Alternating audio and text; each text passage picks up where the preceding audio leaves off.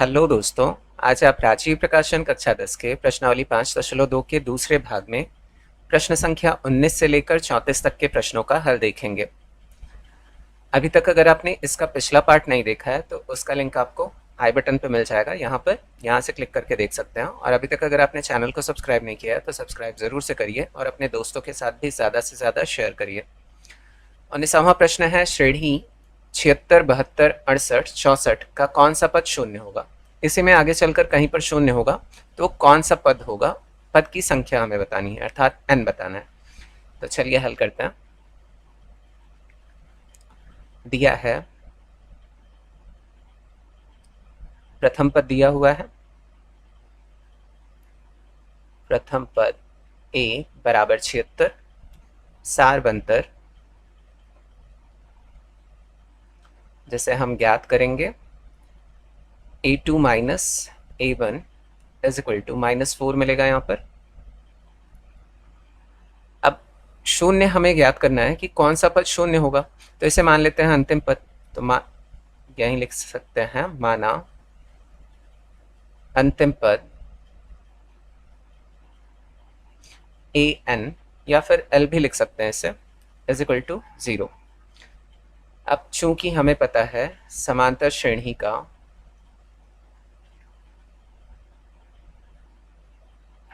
nवां पद a N बराबर होता है a plus N minus 1 into D. A n शून्य रख लेते हैं, a 76 है, प्लस n हमें ज्ञात करना है -1 इंटू डी -4। इसे सिंप्लीफाई कर लें, 0 इज इक्वल टू 76। यहाँ -4 है और यहाँ प्लस n है, इसका मल्टीप्लाई अगर इससे होगा तो -4n हो जाएगा। और फिर ब्रैकेट जब ओपन करेंगे तो माइनस और प्लस का क्या हो जाएगा, या डायरेक्ट आप यहाँ माइनस कर सकते हैं, माइनस का ये माइनस कर देगा, और 4 का अगर n में हुआ तो 4n, और फिर माइनस यहाँ पर है तो माइनस माइनस का प्लस, और 4 का अगर मल्टीप्लाई 1 के साथ हुआ तो 4। 0 इज इक्वल टू 76 है और 4 है, जुड़ के कितना हो जाएगा 80 माइनस 4n। अब माइनस 4n को इधर लाते हैं तो इधर आके प्लस में हो जाएगा, तो 4n बराबर 80। तो n बराबर क्या हो जाएगा 80/4। 4 से अगर डिवाइड करें तो ये 20 बार चला जाएगा, अतः 20वां पद जो होगा वो क्या होगा, शून्य होगा। तो लिख सकते हैं, अतः श्रेणी का 20वां पद शून्य होगा। चलिए ये प्रश्न हल हो गया। अब अगले प्रश्न की तरफ चलते हैं। 20वां प्रश्न है, श्रेणी 1, 4, 7, 10 का कौन सा पद 52 होगा। तो सेम वैसा ही क्वेश्चन है, दिया है प्रथम पद a इज इक्वल टू 1, सार बनतर d is equal to a2 minus a1 कर रहे हैं तो हमें मिल रहा है 3। अब यहाँ मान लेते हैं अंतिम पद क्या है, 52 है। इसी में आगे चल के कहीं पर 52 होगा तो उसी को हम मान लेते हैं अंतिम पद। माना अंतिम पद ए एन बराबर 52। चूंकि समांतर श्रेणी का nवां पद ए एन बराबर a plus N minus 1 into D. अब ए एन जो है वो 52 है, a जो है वो 1 है, और n हमें ज्ञात करना है n-1, और d 3 दिया हुआ है। इसे सरल कर लेते हैं, 52 बराबर 1 धन 3 का अगर n में गुणा हुआ तो 3n, और 3 का अगर ऋण 1 में गुणा हुआ तो ऋण 3। तो 52 बराबर यहाँ 3n प्लस में रहेगा, और +1 में अगर -3 करेंगे तो -2 मिल जाएगा हमें। -2 को इधर भेज देते हैं, तो 3n बराबर 52 ऑलरेडी है यहाँ पर, और ये इधर आके प्लस में हो जा रहा है तो +2। तो 3n बराबर हमें कितना मिला, 54। और अगर इससे डिवाइड करें हम n इज इक्वल टू, ये मल्टीप्लाई में इधर आके डिवाइड हो जाएगा, तो 3 वन सा 3 और 3 8 सा 24 कट जाएगा। तो जो 18वां पद होगा वो क्या होगा, 52 होगा। तो अतः हम लिख सकते हैं, अतः श्रेणी का 18वां पद 52 है। तो यह प्रश्न भी हल हो गया। अब चलिए अगले प्रश्न की तरफ बढ़ते हैं। 21वां प्रश्न है, किसी समांतर श्रेणी के 5वें और 11वें पद क्रमशः 16 और 34 हैं, तो वह श्रेणी ज्ञात कीजिए। हमें श्रेणी ज्ञात करनी है, तो सबसे पहले हम मान लेते हैं कि श्रेणी क्या होगी। मान लेते हैं कि a plus D, a plus 2d, इसी प्रकार आगे भी है ना। तो पहले ये मान लेंगे, उसके बाद फिर 5वां और 11वां पद दिया है, तो यहाँ से 2 समीकरण हमें प्राप्त होंगे। ये हल करते हुए आपको समझाऊंगा, ठीक है। तो हम इसे ये भी मान सकते हैं a1 a2 a3, लेकिन यहाँ पर उससे काम बनेगा नहीं, या फिर से विस्तार करके हमें इसी रूप में लाना पड़ेगा। अगर कोई समांतर श्रेणी हमें ज्ञात करना होता है, बनाना होता है उसे, तो इसी रूप में हम बनाते हैं, ठीक है। तो इसलिए हमेशा इसी रूप में मानिएगा। तो अभी देखिए हल करते हुए आपको क्लियरली समझ में आएगा। तो हल करते हैं इसे। माना समांतर श्रेणी क्रमशः a, a plus D, a plus 2d, a plus 3d, dot dot dot, इसी प्रकार के। अब प्रश्नानुसार क्या दिया है ये समझ लेते हैं। प्रश्नानुसार बोल रहा है 5वां और 11वां पद। 5वां पद अर्थात a5 जो है वो कितना दिया है, 16। अब इसे हम लिख सकते हैं, या a5 को देखिए, a5 को हम लिख सकते हैं a plus 5 minus 1 into D. ये कितना हो जाएगा, a प्लस 4d। ये पहले के प्रश्नों में भी समझा चुका हूँ आपको। तो यहाँ हम लिख सकते हैं इसे a plus 4d is equal to 16। इसे बना लीजिए समीकरण नंबर 1। तथा और आगे क्या रहा है कि 11वां पद है, तो a11 इज इक्वल टू कितना दिया है, 34। अब इसे हम क्या लिख सकते हैं, एक घटा लेना है बस, a प्लस 10d, या a plus 10d is equal to 34। इसे बना लीजिए समीकरण नंबर 2। अब समीकरण 1 में अगर समीकरण 2 को मैं घटा दूं, तो यहाँ से मुझे d की वैल्यू मिल जाएगी। कैसे, a से a कैंसिल हो जाएगा, सिर्फ d बचेगा, तो d की वैल्यू मिलेगी। फिर d की वैल्यू को हम या तो समीकरण 1 में रखें या तो समीकरण 2 में रखें, तो हमें a की भी वैल्यू मिल जाएगी। और किसी भी समांतर श्रेणी को ज्ञात करने के लिए हमें a और d का ज्ञात होना आवश्यक है। तो चलिए अब हल करते हैं। समीकरण 1 और समीकरण 2 को घटाने पर, तो समीकरण 1 है a plus 4d is equal to 16 और a plus 10d is equal to 34। घटा रहे हैं तो चिन्हों को बदल लेंगे, यहाँ प्लस है तो माइनस, यहाँ भी प्लस है तो माइनस, जो नीचे के चिन्ह होते हैं उन्हीं के अनुसार हम बदल देते हैं। यहाँ भी प्लस है तो माइनस, इससे ये कैंसिल हो जाएगा, यहाँ -6d बचेगा इज इक्वल टू 34। -34 में +16 अगर घटाएंगे तो माइनस जो है वो बड़ा है, तो माइनस जो है बड़े नंबर के साथ है, इसलिए माइनस में उत्तर मिलेगा। अब d इज इक्वल टू क्या आएगा, -18 अपॉन -6। ऊपर नीचे माइनस है तो प्लस कर लिया, ये कट के कितना आ गया, 3। अब चलिए यहीं सॉल्व कर लेते हैं इसे। d का मान या तो समीकरण 1 में रखिए या तो समीकरण 2 में रखिए, a का मान प्राप्त हो जाएगा। तो मैं इसे रख रहा हूँ समीकरण नंबर 1 में, ठीक है। d का मान समीकरण 1 में रखने पर, तो a plus 4 into 3 is equal to 16, तो a plus 12 is equal to 16, plus 12 को इधर लाएंगे तो माइनस में हो जाएगा। तो a बराबर कितना मिला हमें, 4। अब a और d हमें प्राप्त हो गया है, a 4 है और d जो है वो 3 है। अब हम समांतर श्रेणी बना सकते हैं, तो अगले पेज पे चलिए बना लेते हैं इसे।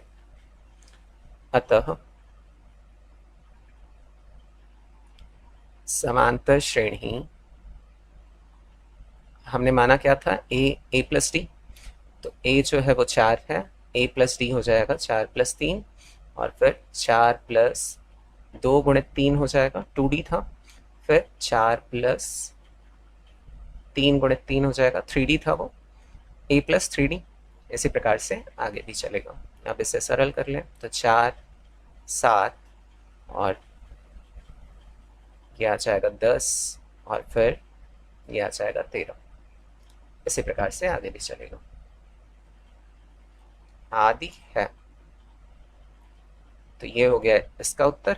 अब चलिए अगला प्रश्न देखते हैं।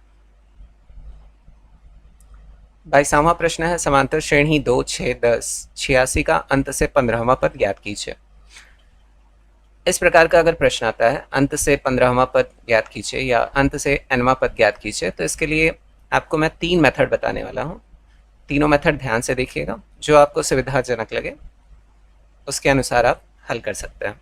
तो चलिए हल करते हैं, इसे हल करते हुए अच्छे से समझते हैं। फर्स्ट मेथड,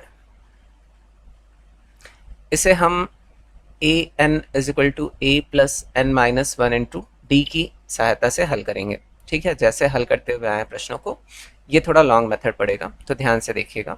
यहाँ जो दिया है प्रथम पद, जिसे मैं डायरेक्ट लिख रहा हूँ, ए इज इक्वल टू 2, डी निकाल लेंगे, कितना आएगा 6 माइनस 2 इज इक्वल टू 4, और अंतिम पद या तो एल लिख सकते हैं या फिर ए एन बराबर दिया है 86, यही दिया है। अब हम ज्ञात करेंगे पदों की संख्या। इस समांतर श्रेणी में टोटल कितने पद हैं, है ना, वही मिसिंग है। चूंकि A N is equal to A plus N minus 1 into D होता है। ए एन दिया है 86 बराबर ए दिया है 2 धन एन हमें ज्ञात करना है और डी दिया है 4।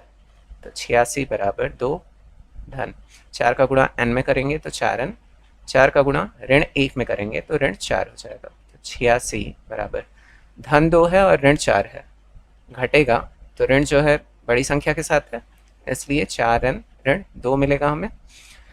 ऋण 2 को इधर लाते हैं तो धन 2 हो जाएगा। तो 4n बराबर 86 धन 2। तो 4n बराबर कितना मिल रहा है 88। तो n बराबर क्या हो जाएगा 88 बटे 4 बराबर कितना आ जाएगा 22, कट जाएगा ये। अब हमें पता चल गया कि इस समांतर श्रेणी में कितने पद हैं, टोटल 22 हैं। और क्या पूछ रहा है कि अंत से 15वां पद ज्ञात करना है।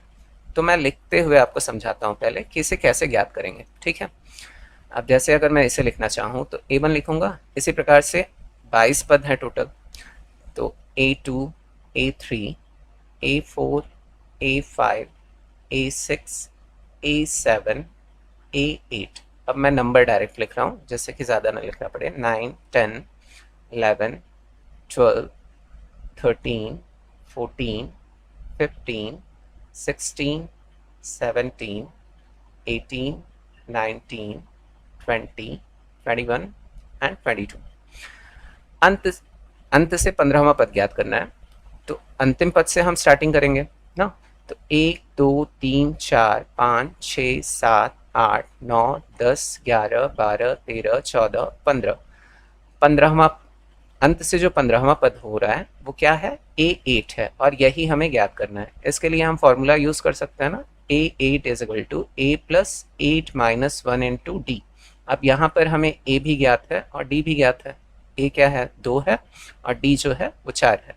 तो इसी की हेल्प से हम ये निकाल सकते हैं कि A8 वाले स्थान पे कौन सी संख्या आएगी। तो यही करना है हमें। तो पहले लिख लेते हैं, अतः दी गई समांतर श्रेणी में पदों की संख्या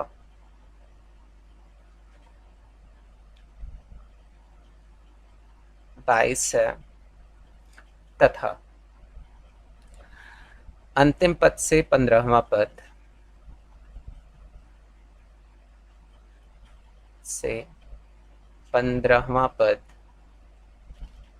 समांतर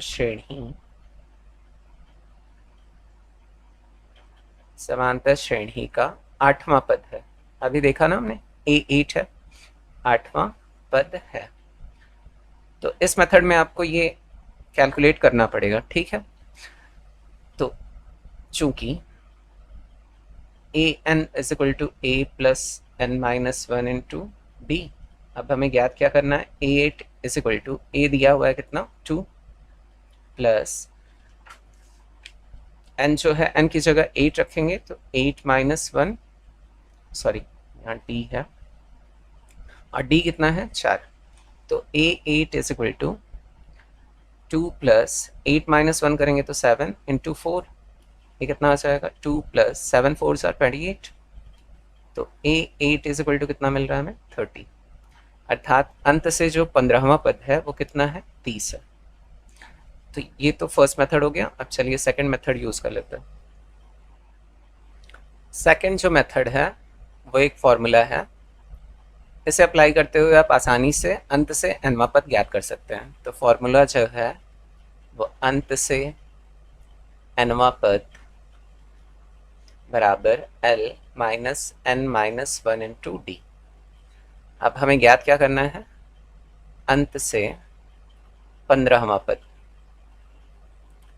तो हमें पता है कि अंतिम पद क्या है 86 दिया हुआ है, n की जगह क्या रखना है 15 ऋण 1 और d की जगह 4। अब इसे सरल करें तो 86 ऋण 15 ऋण 1 करेंगे तो 14 गुणित 4 बराबर 86 ऋण 14 चौका 56 और 86 में अगर 56 को घटा दिया तो कितना है 30। तो मेथड चाहे जो यूज़ करिए आंसर हमेशा सेम मिलेगा। अब थर्ड मेथड की बात कर लेते हैं, ये थोड़ा इंटरेस्टिंग है तो ध्यान से देखिएगा आप, मज़ा आएगा इसमें। जो समांतर श्रेणी दी है वो है 2 6 10 और इसी प्रकार आगे डॉट डॉट 86। अब देखिए हमें अंत से 15वां पद ज्ञात करना है। अगर मैं इस समांतर श्रेणी को उलट दूं तो उलटने पे क्या प्राप्त होगा 86 dot dot dot dot dot, पहले 10 आ जाएगा फिर आएगा 6 और अंतिम पद क्या हो जाएगा 2, यही होगा। अब यहाँ स्टार्टिंग से हमें 15वां पद ज्ञात करना पड़ेगा और हम A15 लगाते हुए आसानी से ज्ञात कर सकते हैं। इसके लिए हमें क्या क्या ज्ञात होना आवश्यक है, a plus 15 minus one into D, यही लिखेंगे ना। तो a का ज्ञात होना आवश्यक है और a जो है यहाँ पर क्या हो जाएगा, प्रथम पद 86 और d ज्ञात करेंगे तो d जो है वो ऋणात्मक मिलेगा। किस प्रकार से मिलेगा ये देख लेते हैं। प्रथम पद क्या दिया है a बराबर 86 और d अगर ज्ञात करते हैं तो a2 माइनस, अर्थात जो अगला पद होता है उसमें हम पिछला पद घटाते हैं। तो यहाँ 2 माइनस 6 करिए या तो 6 माइनस 10 करिए। तो d is equal to 2 minus 6 is equal to 6 minus 10। आपको समझाने के लिए 2 बार निकाल रहा हूँ, जिससे सेम आता है कि नहीं देख लेंगे हम, है ना। तो यहाँ भी -4 आएगा और ये भी क्या आएगा -4 ही आएगा, है ना। तो d इज इक्वल टू कितना मिलेगा हमें, ऋणात्मक मिलेगा। ठीक है, तो अब हमें ज्ञात क्या करना है, A15 शुरू से ज्ञात कर रहे हैं तो अंत की तो बात ही नहीं रही, हम स्टार्टिंग से ज्ञात कर रहे हैं। तो A15 is equal to a plus 15 minus one into D. अब a की वैल्यू रख लीजिए, कितना आएगा, यहाँ पर 86 है, धन ये आ जाएगा 14 गुणित ये ऋण 4 बराबर 86 और प्लस माइनस का माइनस हो जाएगा, 14 चौका 56 और यहाँ भी कितना आ गया 30। तो मेथड जो आपको बढ़िया लगे आप वही अप्लाई करके हल कर सकते हैं। ठीक है, तो आप कमेंट करके ज़रूर से बताइएगा कि कौन सा मेथड आपको बढ़िया लगा। तो चलिए ये प्रश्न हल हो गया, अगले प्रश्न की तरफ बढ़ते हैं।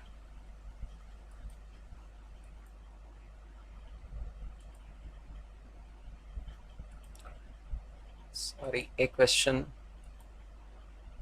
हाँ 23, क्वेश्चन नंबर 23 है, समांतर श्रेणी 6 10 14 82 का अंत से 12वां पद ज्ञात कीजिए। अब आप जो मेथड आपको समझ में आया वो लगाइएगा, मैं जो मुझे सिंपल लगता है वो लगा लेता हूँ। यहाँ a is equal to 6, b is equal to 10 minus 6 करेंगे तो कितना मिलेगा 4 और l बराबर दिया है 82। अब अंत से nवां पद बराबर l minus n minus one into D. तो अंत से 12वां पद हमें ज्ञात करना है, 12वां पद बराबर अंतिम पद दिया है 82 ऋण n की जगह हमें 12 रखना है, ऋण 1 गुणित 4 बराबर 82 ऋण यहाँ पर 11 मिलेगा गुणित 4। तो 82 ऋण 11 चौक 44 और 82 ऋण 44 किया तो कितना मिल गया? 38। अतः अंत से 12वां पद 38 है। तो इसका उत्तर भी हो गया। चलिए अगले प्रश्न की तरफ बढ़ते हैं। 24वां प्रश्न है, यदि किसी एपी के तीसरे और 9वें पद क्रमशः 4 और ऋण 8 हैं तो इनका कौन सा पद शून्य होगा? तो चलिए हल करते हुए अच्छे से समझते हैं इसे। दिया है या प्रश्नानुसार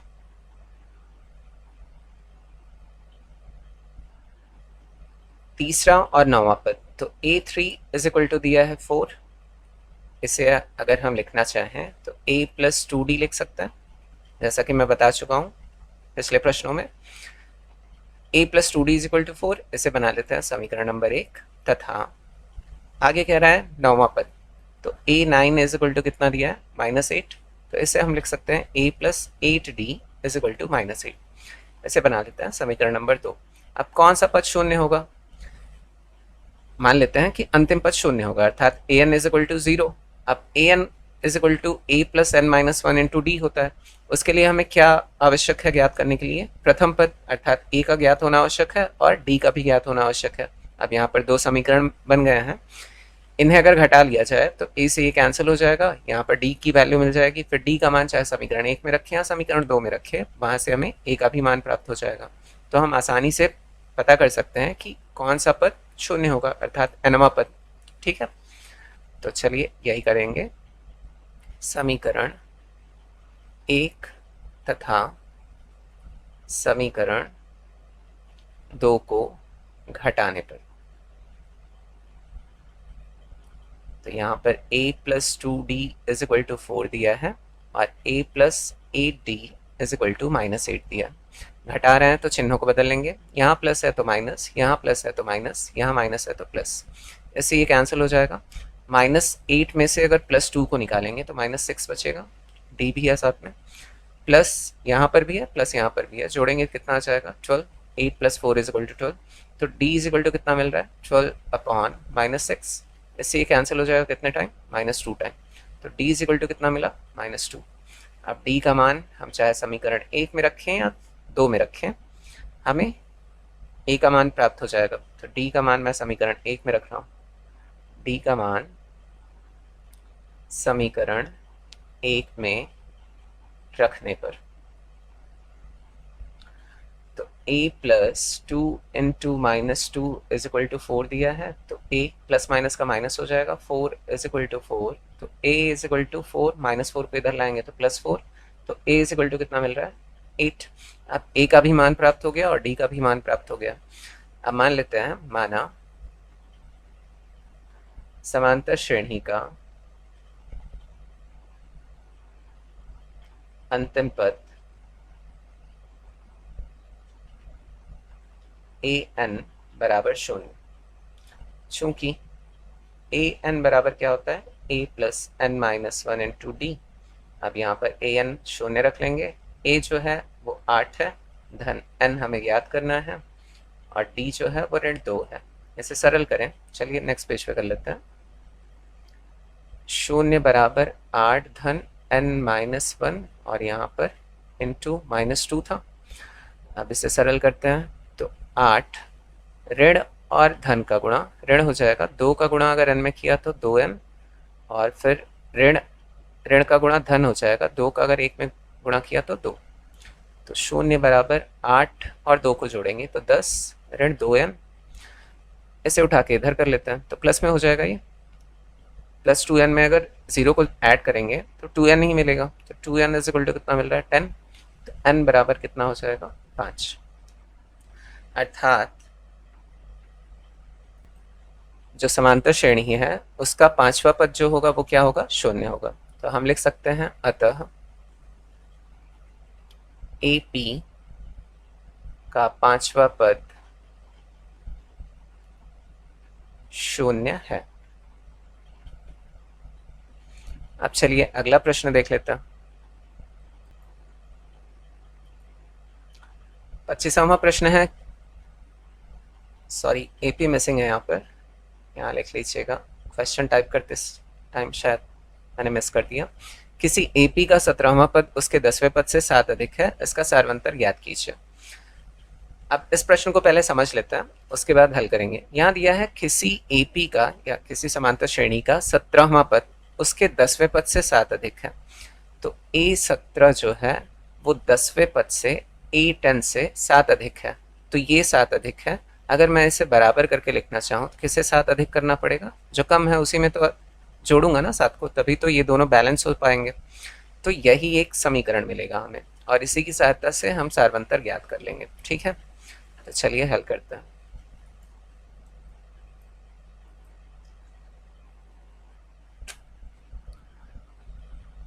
माना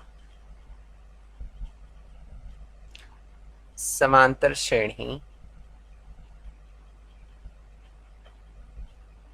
का प्रथम पद A तथा सारवंतर D है। अब प्रश्नानुसार डायरेक्ट लिख सकते हैं। प्रश्नानुसार जैसा कि मैंने समझाया, A17 कितना ज़्यादा है? A10 से 7 ज़्यादा है। तो अगर बराबर करके लिखना हो तो क्या लिखूंगा? A10 और +7, जो कम होगा उसी में तो जोड़ूंगा, तभी तो दोनों बैलेंस हो पाएगा। अब इसे लिख सकते हैं, इसे उठा के इधर कर लेते हैं। A17 minus A10 is equal to 7। अब इसे हम क्या लिख सकते हैं? A+16D माइनस, इसे ब्रैकेट में लिख लेते हैं, A+9D इज इक्वल टू 7। अब यहाँ A+16D ब्रैकेट ओपन करेंगे तो माइनस और प्लस का माइनस A हो जाएगा, और माइनस और प्लस का -9D is equal to 7। Plus A है और माइनस A है, इससे ये कैंसिल हो जाएगा। 16D में से अगर 9D को निकालेंगे, प्लस में ये है, मतलब प्लस जो है वो बड़े नंबर के साथ है, तो इसलिए प्लस में ही आएगा। आंसर कितना आएगा? 7D is equal to 7। तो D इज इक्वल टू कितना मिल रहा है? 7/7 इज इक्वल टू 1, अर्थात जो सारवंतर है वो कितना है? 1 है, और यही तो हमें ज्ञात करना है। अतः AP का सारवंतर, या दी गई AP का सारवंतर 1 है। तो यह प्रश्न भी हल हो गया। चलिए अगला हल कर लेते हैं। 26वां प्रश्न है, AP 3, 15, 27, 39 का कौन सा पद उसके 54वें पद से 132 अधिक होगा? पहले प्रश्न को अच्छे से समझ लेते हैं, उसके बाद हल करेंगे। मान लेते हैं कि nवां पद an जो है उसके इस समांतर श्रेणी के 54वें पद से 132 अधिक होगा, अर्थात an जो है वो किससे अधिक है? 132, 54वें पद से। तो अगर बराबर करके लिखना चाहूँ A54, तो किससे अधिक करना पड़ेगा मुझे? इसी पद को अधिक करना पड़ेगा, है ना, 132, तभी तो बैलेंस हो पाएगा, जैसा कि हम पिछले प्रश्न में कर चुके हैं। अब यहाँ पर हम A दिया हुआ है, D दिया हुआ है, इसे क्या लिख सकते हैं? A+n-1 इंटू D, और इसे क्या लिख सकते हैं हम? A+53 D+132, यही लिख सकते हैं। अब यहाँ से हम पक्षांतर करते हुए A और D की वैल्यूज रख लेंगे और पक्षांतर करके प्राप्त कर लेंगे। nवां पद हमें याद करना है ना, बस वही याद करना है, तो n की वैल्यू आसानी से निकालेंगे। ठीक है, तो चलिए हल करते हैं। इसे हल करते हुए और अच्छे से समझ में आएगा आपको। तो दिया है प्रथम पद A इज इक्वल टू 3, सारवंतर D is equal to 15 minus 3 is equal to 12। अब माना समांतर श्रेणी का nवां पद an उसके 54वें पद से 132 अधिक है। अब प्रश्नानुसार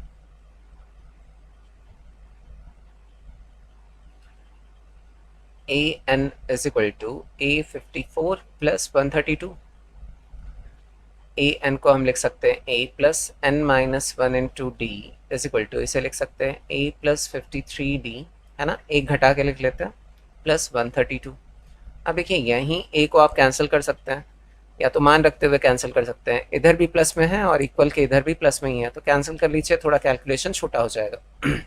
अब यहाँ पर दिया है n माइनस वन इंटू, अब d की वैल्यू रख लेते हैं, कितना है 12 बराबर 53 इंटू 12 करेंगे प्लस 132 है। 12 का मल्टीप्लाई n के साथ होगा तो कितना आएगा 12n, और फिर माइनस वन के साथ अगर 12 का मल्टीप्लाई होगा तो माइनस 12 इज इक्वल टू 53 का अगर 12 के साथ मल्टीप्लाई करूँ तो 636 आएगा, प्लस 132 है। अब 12n is equal to minus 12 को इधर भेज देता हूँ, तो इन दोनों को पहले ऐड कर लेते हैं। इन्हें अगर ऐड करेंगे तो 8 और 6 और 7 प्लस ये इधर आ जाएगा तो प्लस 12 हो जाएगा, तो 12n इज इक्वल टू यहाँ से मिलेगा 780, तो n is equal to 780 upon 12, divide करें तो ये आएगा 12 छंग 72 और 12 पंचे 60, कट गया। तो n इज इक्वल टू कितना आ रहा है 65। अतः हम लिख सकते हैं समांतर श्रेणी का जो 65वां पद है वो 54वें पद से कितना अधिक होगा, 132 अधिक होगा। तो चलिए नेक्स्ट पेज पे लिख लेते हैं इसे। अतः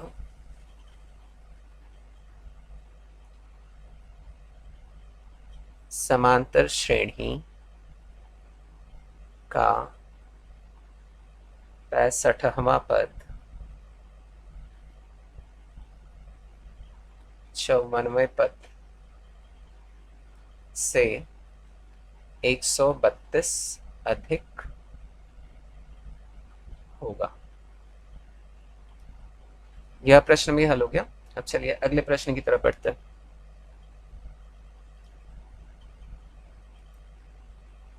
सत्ताईसवां प्रश्न है, दो समांतर श्रेणियों का सार्वंतर समान है, यदि उनके 100वें पदों का अंतर 100 है तो इनके 1000वें पद का अंतर क्या होगा। यहाँ दिया है कि इनका सार्वंतर समान है, अर्थात डी जो है वो इक्वल है दोनों समांतर श्रेणियों के लिए। तो मान लेते हैं पहले, अब इस क्वेश्चन को ध्यान से देखिएगा। माना दोनों समांतर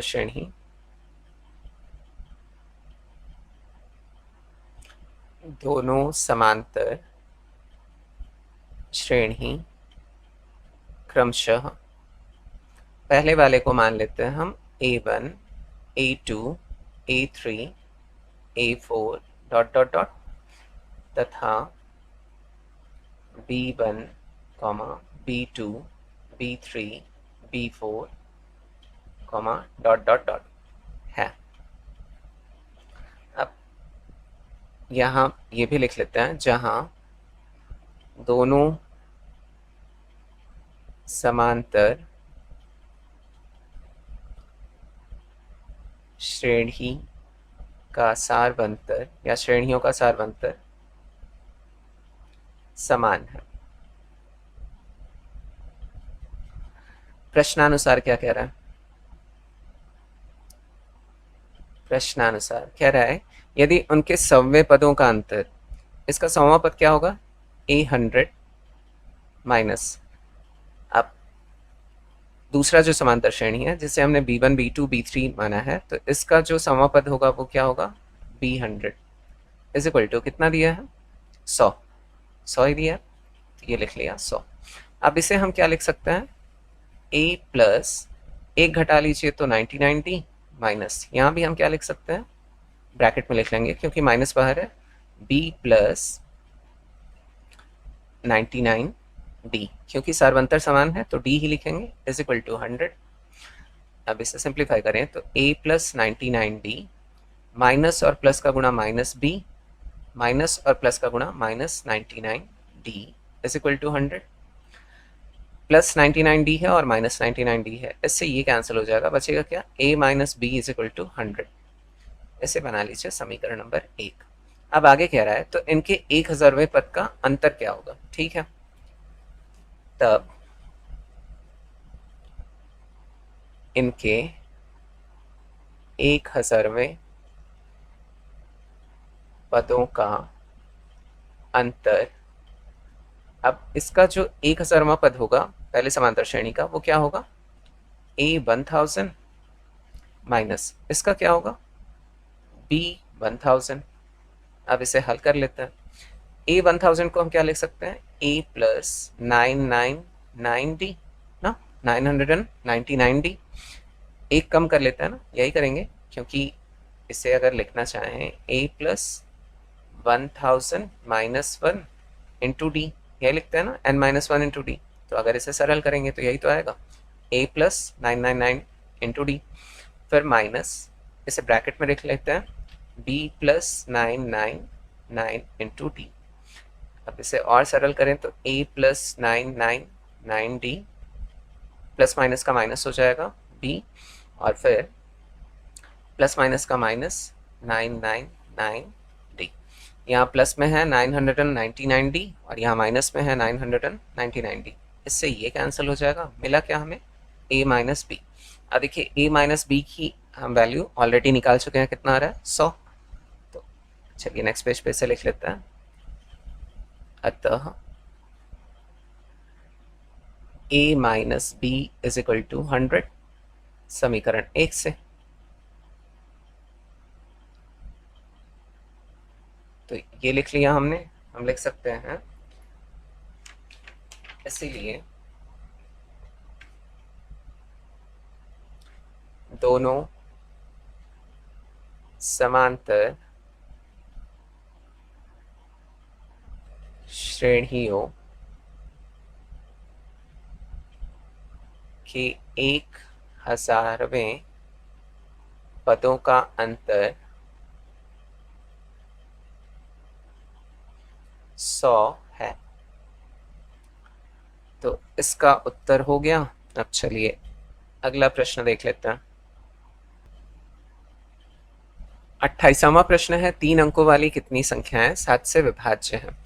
जो 3 अंकों वाली संख्याएं होती है उसमें सबसे छोटी संख्या क्या होती है, 100, और सबसे जो बड़ी संख्या होती है वो 999। इन्हीं के बीच बहुत सारी संख्याएं आएंगी और हमें ऐसी संख्याएं बतानी है जो सिर्फ 7 से विभाज्य हो। तो ये किस प्रकार से ज्ञात करेंगे, तो सबसे पहले तो एक समांतर श्रेणी हम बनाएंगे। वो किस प्रकार से बनाएंगे, हल करते हुए चलिए समझते हैं अच्छे से, ठीक है। तो ध्यान से प्रश्न को देखिएगा। हम जानते हैं कि, अब हम क्या जानते हैं और क्यों जानते हैं ये भी आपको डिटेल में मैं बताता हूँ। हम जानते हैं कि 7 से विभाज्य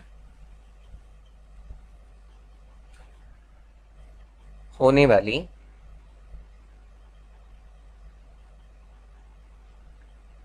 तीन अंकों की संख्याएं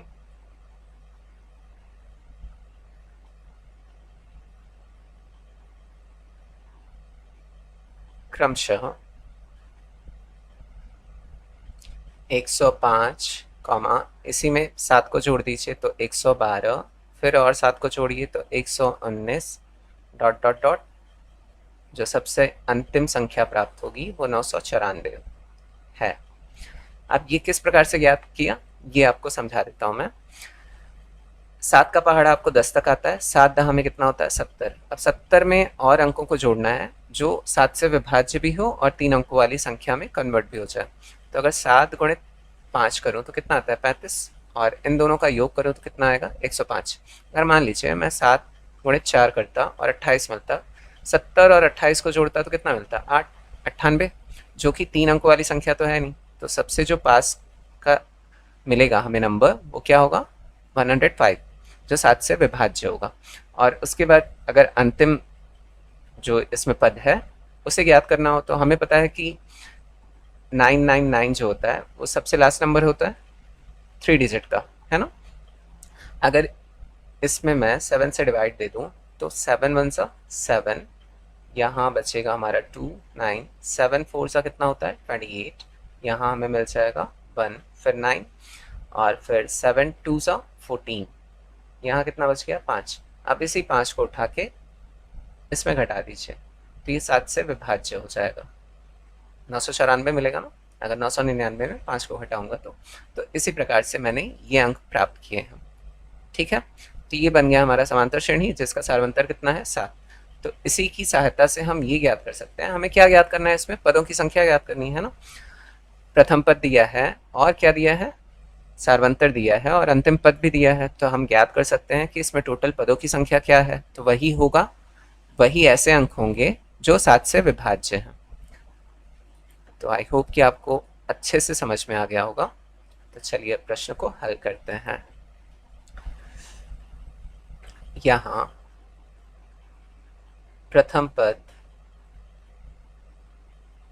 a बराबर 105, सार्वंतर d बराबर 112, ऋण 105 करेंगे तो हमें मिल जाएगा 7। अंतिम पद an बराबर 994। हमें ज्ञात करना है पदों की संख्या। पदों की संख्या n बराबर क्वेश्चन। अब चूंकि ए एन बराबर a plus n minus 1 into D, A N दिया है 994 बराबर a जो है वो है 105 धन n हमें ज्ञात करना है ऋण a गुणित 7। तो 994 बराबर 105, 7 का अगर n में मल्टीप्लाई किया तो प्लस 7n, फिर 7 का अगर -1 में किया तो -7 आ जाएगा। अब 994 105 में अगर 7 को घटाया तो ये आ जाएगा 98 प्लस 7n। अब इसे उठा के इधर कर लेते हैं तो 7n बराबर 994 ऋण 98 हो जाएगा। तो 7n बराबर हमें मिलेगा 896। अब चलिए इधर हल कर लेते हैं। तो यहाँ n बराबर क्या मिलेगा हमें, 896 बटे 7। अगर 7 से इसे डिवाइड करें तो 7 1 सा 7 और 7 2 सा 14 और 7 8 सा 56 कट जाएगा पूरा। तो पदों की संख्या टोटल कितनी है, 128। तो 128 ऐसी संख्याएं मिलेंगी 3 अंकों वाली जो 7 से विभाज्य होंगी। ठीक है, यही हमें ज्ञात करना था। हम लिख सकते हैं अतः 7 से विभाज्य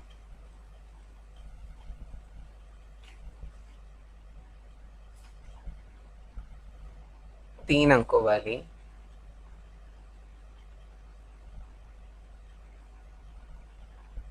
128 संख्याएं हैं। तो यह प्रश्न हल हो गया। अब चलिए अगले प्रश्न की तरफ बढ़ते हैं। 29वां प्रश्न है 10 और 250 के बीच 4 के कितने गुणज हैं। गुणज अर्थात मल्टीपल, 4 से गुणा करने पर जो अंक मिलता है वही हमें बताना है।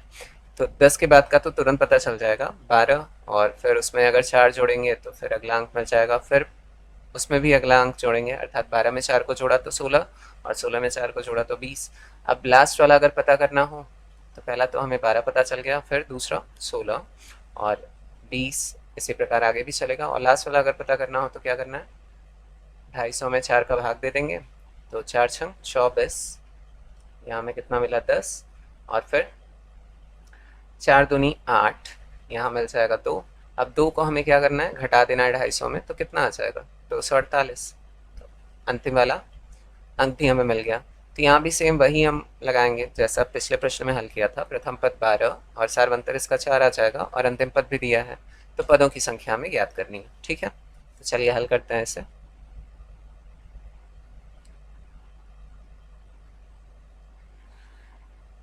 दस और 250 के बीच 4 के गुणज क्रमशः 12, 16, 20, डॉट डॉट डॉट और अंतिम में आएगा 248 हैं। यहाँ ए प्रथम पद 12, सारवंतर डी बराबर 16 ऋण 12 बराबर 4 आ जाएगा। अंतिम पद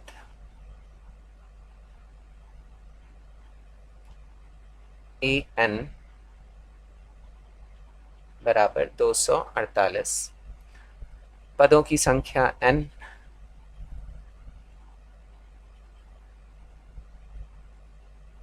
बराबर क्वेश्चन मार्क।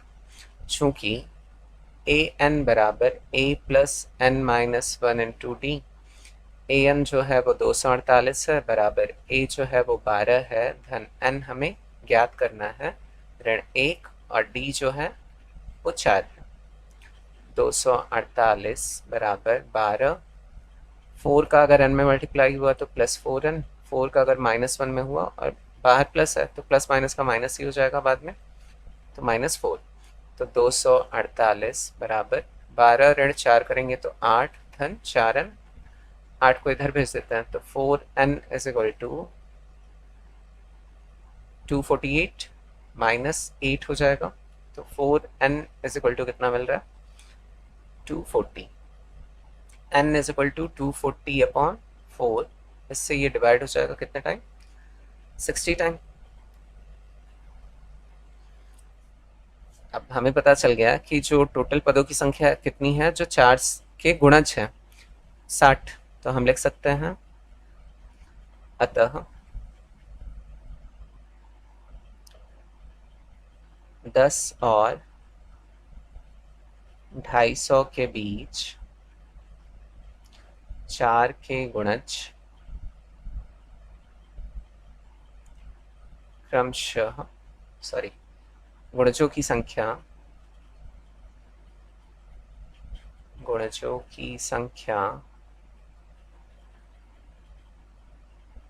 60 है। यह प्रश्न भी हल हो गया। अब चलिए अगले प्रश्न की तरफ बढ़ते हैं। 30वां प्रश्न है, n के किस मान के लिए दोनों समांतर श्रेणियों 63, 65, 67 और 3, 10, 17 के nवें पद बराबर होंगे। प्रश्न को पहले समझ लेते हैं, उसके बाद हल करेंगे। कह रहा है कि n के किस मान के लिए दो समांतर श्रेणियां दिया है कि nवें पद बराबर होंगे। nवें पद बराबर अर्थात a n is equal to a n। अब यहाँ पर प्रथम जो समांतर श्रेणी दी है उसके लिए प्रथम पद और सार्वंतर अलग होगा, और द्वितीय जो समांतर श्रेणी दी है उसके लिए प्रथम पद और सार्वंतर अलग दिया है ना, तो अलग होगा। यहाँ पर जो लिखेंगे a प्लस, लेकिन n जो है उसका मान बराबर होना चाहिए, तो n यहाँ भी इक्वल है, इसे डिफरेंट नहीं लिखना है हमें। तो a n minus a plus n minus one into D is equal to a plus n minus one into D, यही दोनों के लिए फॉर्मूला बनेगा। यहाँ पर प्रथम पद क्या हो जाएगा? 63 प्लस n माइनस वन, और d भी अलग होगा। 65 ऋण 63 करेंगे तो 2 मिलेगा बराबर। यहाँ पर जो प्रथम पद है वो 3 है प्लस n माइनस वन, और d जो है वो 10 माइनस 3 करेंगे तो 7 मिलेगा। इसी को अगर सरल कर लेंगे तो यहाँ से हमें n की वैल्यू मिल जाएगी, और यही हमें ज्ञात करना है। ठीक है, तो चलिए हल करते हैं इसे।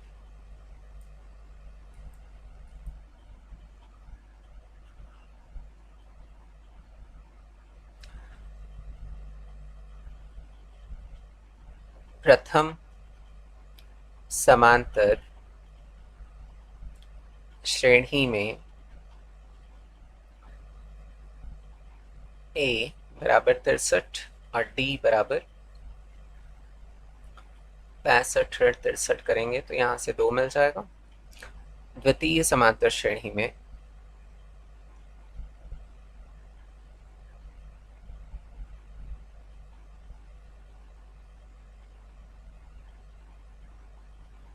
a बराबर 3 और d बराबर क्या आ जाएगा?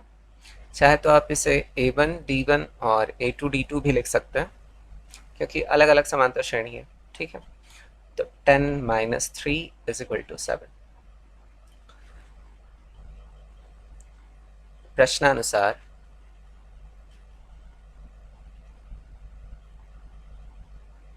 दोनों समांतर श्रेणियों में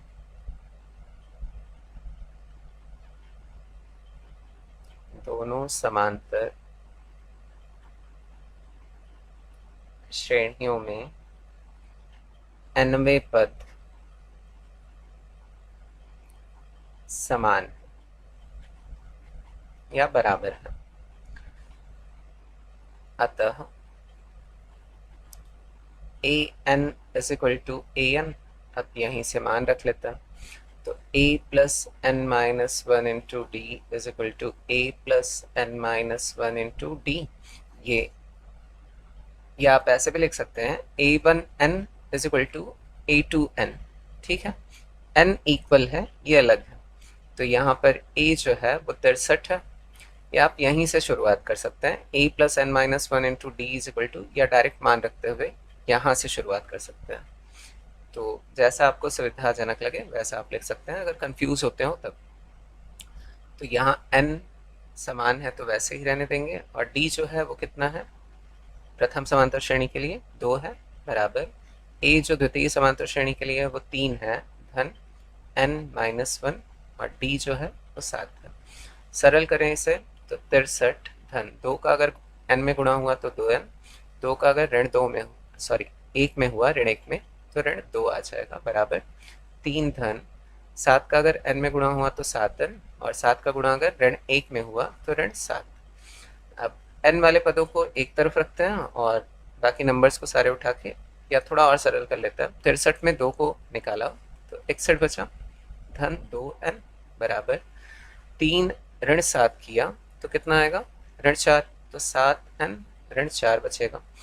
इसे उठा के इधर करते हैं और इसे उठा के इधर, तो 7n के साइड में मैं ला रहा हूँ 2n को, तो ऋण 2n हो जाएगा, और 61 के साइड में ला रहा हूँ मैं -4 को, तो ये इधर आके कितना हो जाएगा, +4।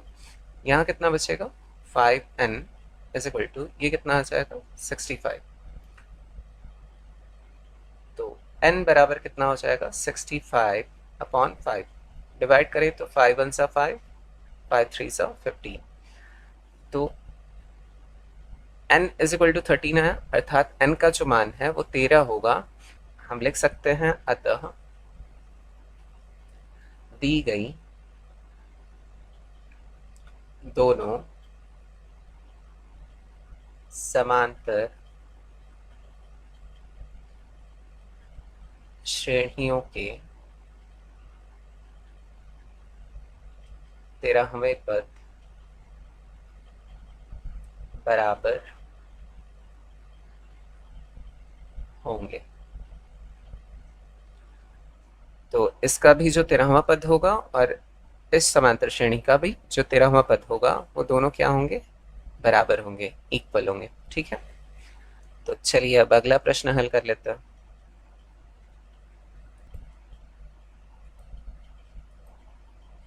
एक 10वां प्रश्न है, वह AP ज्ञात कीजिए जिसका तीसरा पद 16 और 7वां पद 5वें पद से 12 अधिक है।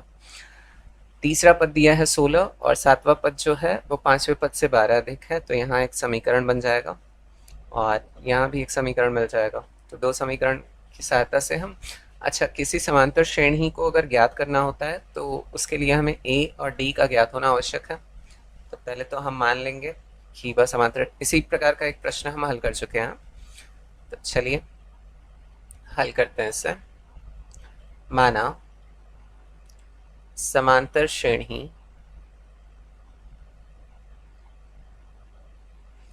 क्रमशः a, a plus D, a plus 2d, a plus 3d, dot dot dot आदि है।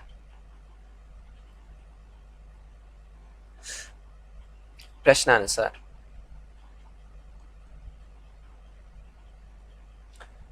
दिया है तीसरा पद 16, तीसरे पद को हम क्या लिख सकते हैं, a3 इज इक्वल टू 16, ये दिया है।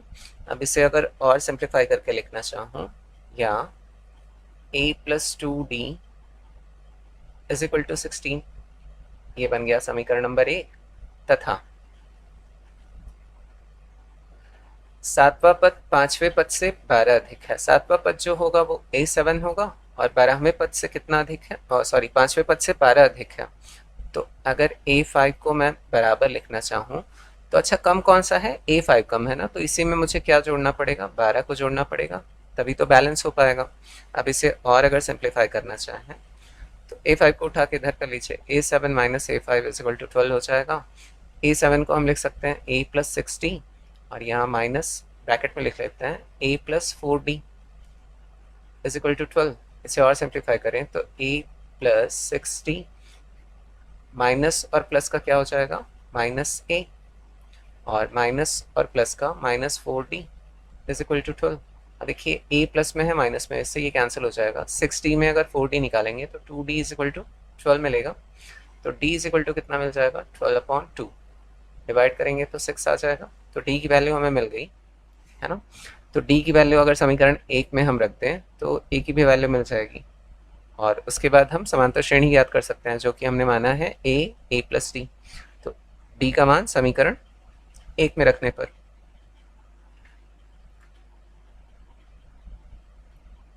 d का मान समीकरण 1 में रखने पर, चलिए यहाँ हल कर लेते हैं इसे। तो a plus 2 into 6 is equal to 16। तो a plus 2 6 12 is equal to 16। तो a is equal to 16 minus 12। तो a इज इक्वल टू कितना मिल गया, 4। तो प्रथम पद ज्ञात हो गया और सार्वंतर ज्ञात हो गया, तो हम समांतर श्रेणी को आसानी से ज्ञात कर सकते हैं। अतः चलिए नेक्स्ट पेज पे इसे लिख लेते हैं। अतः समांतर श्रेणी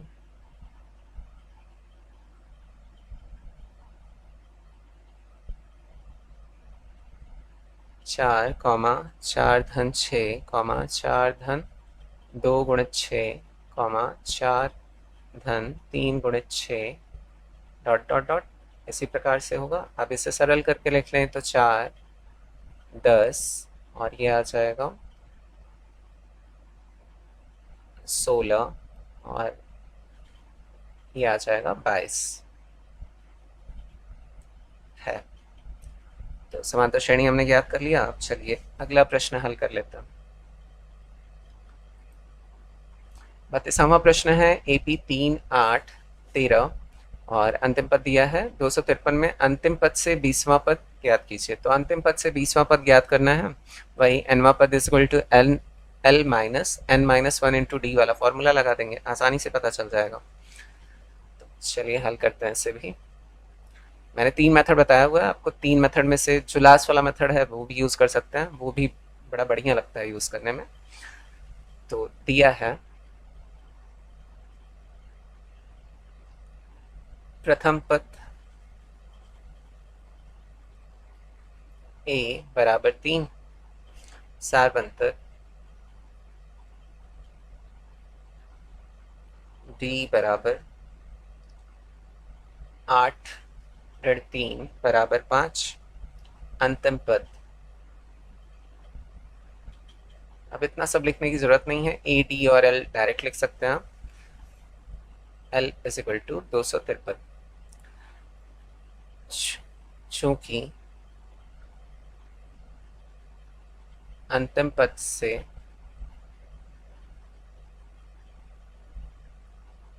nवां पद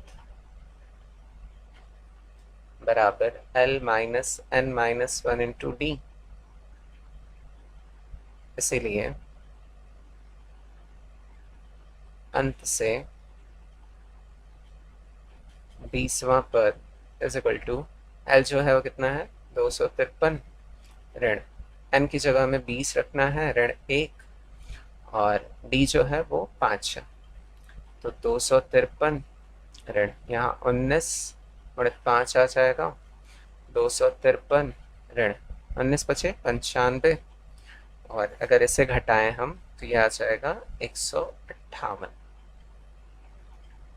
तो ये ज्ञात हो गया। हम लिख सकते हैं अतः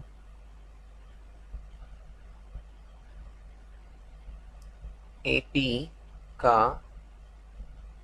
अंत से 20वां पद 158 है। यह प्रश्न भी हल हो गया। अब चलिए अगले प्रश्न की तरफ बढ़ते हैं। 35वां प्रश्न है, यदि किसी समांतर श्रेणी का पीवा पद q है और क्यूवा पद p है तो nवा पद ज्ञात कीजिए। प्रश्न को समझ लेते हैं, उसके बाद हल करेंगे। दिया है कि किसी समांतर श्रेणी का पीवा पद अर्थात A P is equal to Q दिया है और क्यूवा पद अर्थात A Q is equal to P दिया है। हमें nवा पद ज्ञात करना है। हम जानते हैं A N is equal to क्या लिखता है, A plus N minus one into D. इसी प्रकार से ए पी को हम क्या लिख सकते हैं, A P is equal to A plus P minus one into D, और ये किसके बराबर दिया है, क्यू के बराबर दिया है। इसी प्रकार ए क्यू को क्या लिख सकते हैं, A Q is equal to A plus Q, N की जगह हम क्यू लिख रहे हैं तो Q minus one into D is equal to P दिया है। अब यहीं से हमें दो समीकरण मिल जाएगा। अब समीकरण जब मिलेगा, अब देखिए एनवा पद ज्ञात करना है। एनवा पद क्या होगा, A N is equal to A plus N minus one into D. अब इसके लिए हमें किसका ज्ञात होना आवश्यक है, ए का भी और डी का भी, है ना, एनवा पद ज्ञात करने के लिए अर्थात ए एन। तो इसी दो समीकरण की सहायता से ए का मान भी ज्ञात कर सकते हैं और डी का भी मान ज्ञात करेंगे, और उसी को हम इसमें रख देंगे तो हमें एनवा पद ज्ञात हो जाएगा अर्थात ए एन ज्ञात हो जाएगा। तो यही काम करना है। चलिए हल करते हुए और अच्छे से समझते हैं। माना समांतर श्रेणी का प्रथम पद ए तथा सारवंतर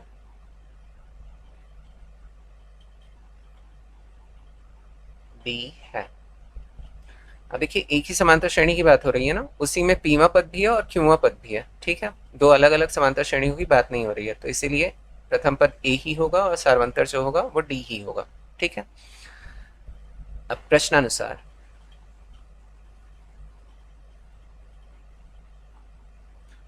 ए P is equal to Q या A plus P minus one into D is equal to Q, ये बन गया समीकरण नंबर 1, तथा A Q is equal to P या A plus Q minus one into D is equal to P, ये बन गया समीकरण नंबर 2। अब समीकरण 1 में अगर मैं समीकरण 2 को घटा दूं तो ए से कैंसिल हो जाएगा, डी की वैल्यू मिल जाएगी। फिर डी की वैल्यू को हम चाहे समीकरण 1 में रखें चाहे समीकरण 2 में रखें, ए की भी वैल्यू मिल जाएगी, और यही चाहिए हमें ए एन ज्ञात करने के लिए, है ना। तो चलिए हल करते हैं सर। समीकरण 1 और समीकरण 2 को घटाने पर तो a plus P minus one into D is equal to Q और a plus Q minus one into D is equal to P. घटा रहे हैं तो चिन्हों को बदलेंगे, यहाँ प्लस है तो माइनस, यहाँ भी प्लस है तो माइनस, और यहाँ भी प्लस है तो माइनस कर लिया। इससे ये कैंसिल हो गया। यहाँ ऊपर बचा हुआ है प्लस में p माइनस वन ब्रैकेट में है और बाहर d, यहाँ माइनस आ गया ना, तो माइनस q माइनस वन, ये भी ब्रैकेट में है, बाहर है d is equal to q minus, ये प्लस की जगह माइनस हो गया था, माइनस p। इन दोनों में देखिए d कॉमन है तो d को बाहर निकाल ले रहा हूँ, तो बचेगा क्या ब्रैकेट में, p माइनस वन, और यहाँ माइनस ऑलरेडी है तो कोष्टक में ही लिख लेते हैं q minus one bracket close, फिर one is equal to q minus p। अब इधर हल कर लेते हैं तो d, अब ब्रैकेट में देखिए p माइनस वन है और माइनस जो है, माइनस का गुणा एक बार प्लस q के साथ होगा तो माइनस q हो जाएगा, और माइनस का गुणा अगर माइनस के साथ होगा तो प्लस वन हो जाएगा, is equal to q minus p, ये इधर दिया हुआ है। तो d यहाँ पर देखिए माइनस वन है और प्लस वन है, इससे ये कैंसिल हो जाएगा, बचेगा क्या, p माइनस q ब्रैकेट में बचा, is equal to q minus p।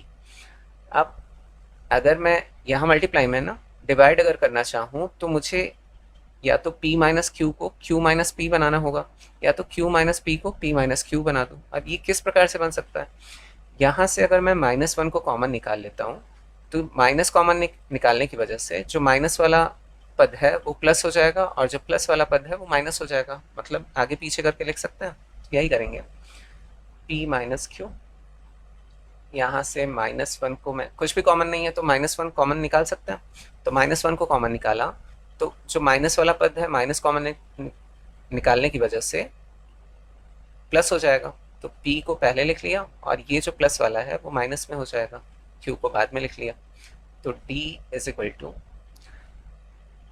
-1 p minus Q upon, नीचे भी क्या आ जाएगा, p माइनस क्यू, डिवाइड होगा तो 1 टाइम जाएगा, -1 का अगर 1 में मल्टीप्लाई हुआ तो कितना आएगा, -1 ही आएगा, अर्थात d इज इक्वल टू कितना मिल रहा है, -1। अब d का मान चाहे समीकरण 1 में रखूँ या फिर समीकरण 2 में रखूँ, मुझे a का मान मिल जाएगा। तो चलिए समीकरण 1 में रख लेते हैं, नेक्स्ट पेज पे करते हैं इससे। d का मान समीकरण 1 में रखने पर, तो a plus p minus 1 into D था तो इंटू -1 कर लेंगे, इज इक्वल टू क्यू था, तो a, अब प्लस माइनस का माइनस कर लेते हैं यहाँ स्टार्टिंग में, माइनस और माइनस और प्लस का मल्टीप्लाई किया तो माइनस, और माइनस और माइनस का मल्टीप्लाई किया तो +1 इज इक्वल टू क्यू। अब a की वैल्यू हमें चाहिए तो बाकी सबको उठा के इधर कर लेते हैं, तो q ये इधर आके प्लस p हो जाएगा और ये इधर आके -1 हो जाएगा, तो a इज इक्वल टू क्या मिला, q प्लस p -1। अब a की भी वैल्यू हमें पता चल गई और b की भी वैल्यू पता चल गई, तो nवां पद ज्ञात कर सकते हैं। तब समांतर श्रेणी का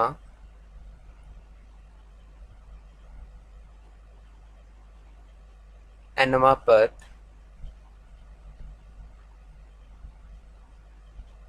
an is equal to a plus n minus 1 into d। an is equal to a जो है वो क्या है, q plus p minus 1 है, प्लस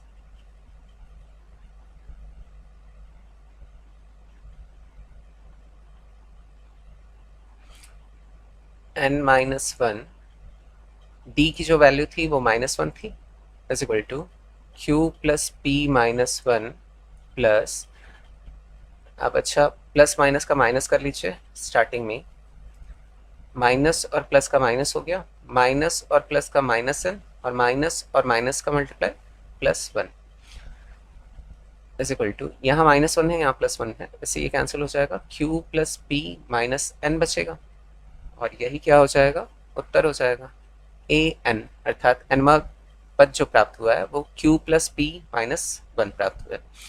यहाँ आई थिंक आपको कन्फ्यूजन हुआ होगा तो दोबारा बता दे रहा हूँ, यहाँ देखिए प्लस है यहाँ माइनस है, प्लस माइनस का मैंने माइनस कर दिया तो ये माइनस हो गया, अब माइनस और प्लस का मल्टीप्लाई करूँगा तो माइनस आएगा अर्थात -n, और फिर माइनस और माइनस का मल्टीप्लाई करूँगा तो +1 आ जाएगा, है ना, तो -1 और +1 जो है वो कैंसिल हो गया, तो यहाँ -n ही बचा, q plus p minus n बच गया। अब हम लिख सकते हैं अतः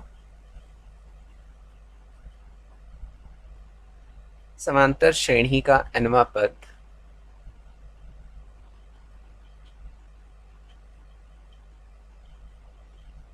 nवां पद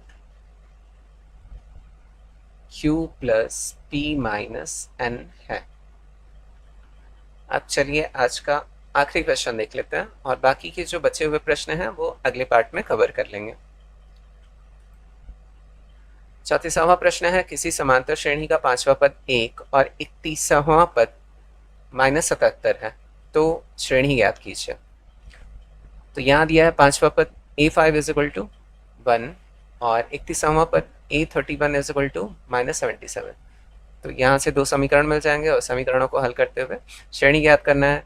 तो पहले तो श्रेणी मानेंगे, क्या है, a प्लस डी है, फिर a प्लस 2d है और a प्लस 3d है, इसी प्रकार से आगे भी है, ठीक है। तो चलिए हल करते हैं इसे और आज का ख़त्म करते हैं क्वेश्चन। माना समांतर श्रेणी क्रमशः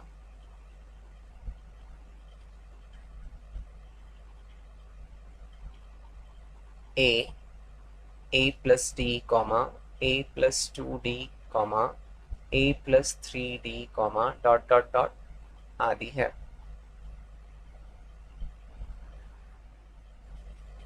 प्रश्नानुसार